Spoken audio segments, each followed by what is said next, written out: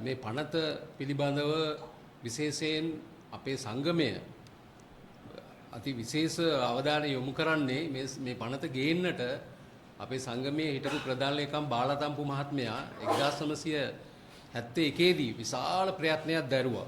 මේ පනත ගේන්නට පසුබිමකුත් තිබුණා. විශේෂයෙන් 1965 70 කාල පරිච්ඡේදය තුල ශ්‍රීමාව බණ්ඩාරනායක මහත්මියගේ ආණ්ඩු කාලයේ සභාගි පෙරමුණ ආණ්ඩුව සමාජ කොමියුනිස්ට් ඔක්කොමේ ආණ්ඩුව හිටියා.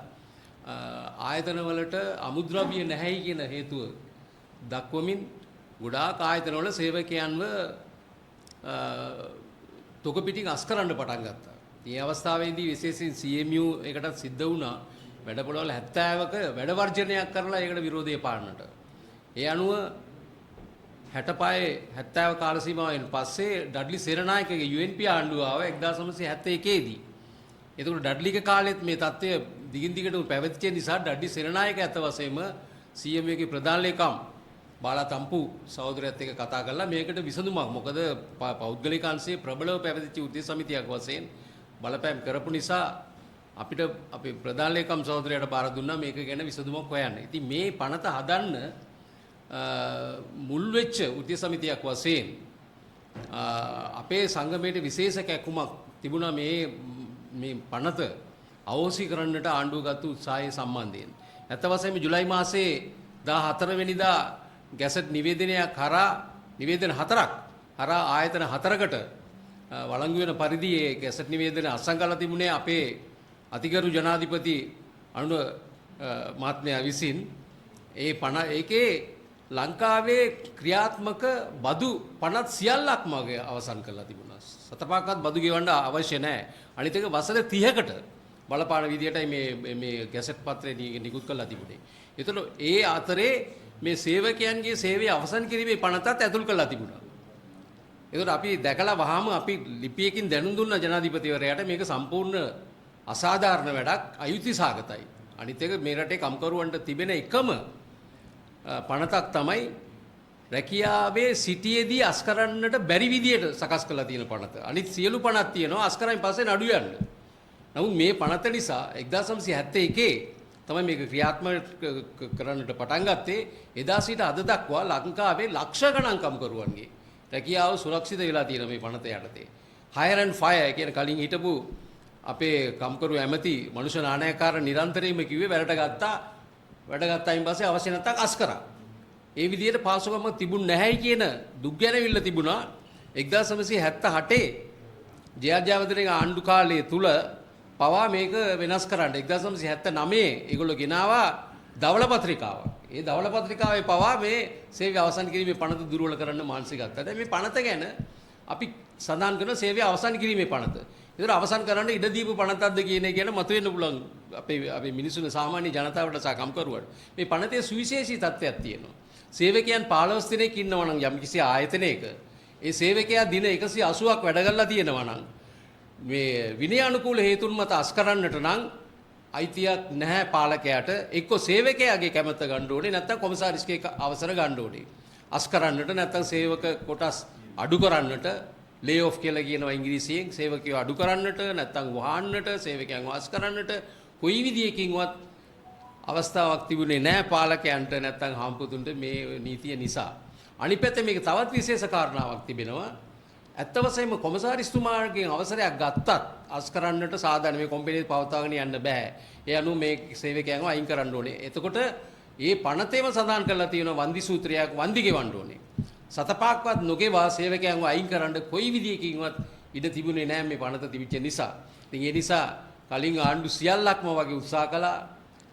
හිටපු ආණ්ඩුව රනිල් මහත්මයාගේ ආණ්ඩු කාලේ මනුෂ්‍ය නානයකාර විශේෂ සඳහනක් කරා මිනිසුන්ව වැඩට බඳවා ගත්තාම අස් කරන්නට අයිතිය පාලකයන්ට තියෙන්න ඕනේ. ඒ නිසාම උත්සාහයක් දැරුවා අර මේ කම්කරු නීති සංශෝධනය කරද්දී මේකට ප්‍රධාන මේ අවධානය යොමු කරමින් ඒගොල්ලෝ කිව්වා මේ පනත දුර්වල කරන්න ඕනේ. දැන් මෙතන විශේෂ කාරණාවක්. දැන් මේ සම්බන්ධයෙන් කලින් පැවති සාකච්ඡාවන් වලදී විශේෂයෙන් හාම්පුතුන්ගේ පැත්තේ සහ ආණ්ඩුව කම්කරු ඇමතිවරයාගේ පැත්තෙන් ඔය කියුනේ මේක අස් කරනකොට අස් කරනවාද වන්දි දෙනවාද කියන එක ගැන තීරණයක් ගන්නට පාලකයාට අයිතියක් තියෙන්න ඕනේ කියලා. ඒ විදිහට සංශෝධනය කරන්න. නමුත් අවාසනාවට මේ පනත් සංශෝධනය කරනවට විරුද්ධ වෙච්ච අපේ කම්කරු නායකයෝ දැන් ආණ්ඩුවේ ඉන්න ඇමතිවරු අපෙත් එක පාරට බෑලා වැස්සේ තෙමි තෙමි යව්වේ වේලි විශාල උද්ඝෝෂණ වලට සහභාගී වුණා.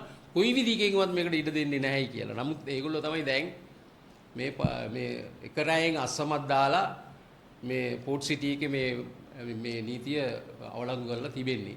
දැන් මෙතන තවත් කාරණාවක් අපිට කියන්න ඕනේ මේ රටේ ඉතිහාසය පුරාම අපි දන්නවා අපි වැඩවසම් යුගයේ හිටියා වහල්භාවයෙන් හිටියා මේ සියල්ලක්ම අභියෝග කරමින් වැඩ කරන ජනතාවට අභිමානයක් මේ වහල්ලුම් වගේ නෙවෙයි ඒගොල්ලන්ට අභිමානයක් තියෙනවා මාව සේවයෙන් අවසන් කරනවා නම් කේවල් කරන්නත් සාකච්ඡා කරන්නත් වන්දි ඉල්ලන්නටත් අස්කරනවට විරුද්ධව යන්නටත් අභිමානයක් තිබුණා සේවක අභිමානය මේ පනතහරයි අභිමානය රැකුණා දැන් ඒ අභිමානය මොකක්වත් නැහැ නිකන් කඩදාසි කෑල්ලක් අත පිය දාලා විසි කරනවා වගේ ඕනම පාලකයෙකුට සේවකයාව අයින් කරලා දාන්නට මග පහදන්නට තමයි මේ පනත අවලංගු කරේ පෝට් සිටි එකේ.